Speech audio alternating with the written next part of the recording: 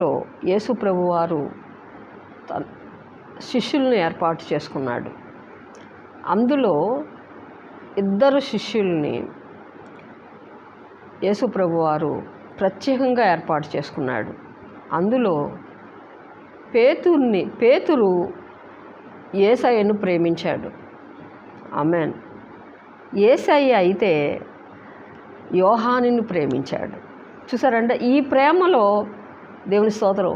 పేతురేమో దేవుణ్ణి ప్రేమించాడు, దేవుడేమో యోహానుని ప్రేమించాడు. దేవుని స్తోత్రం. అందుకనే పేతురుతో దేవుడు గొప్ప పరిచర్య దేవుడు చేయించాడు. దేవుని స్తోత్రం. దేవుని స్తోత్రం.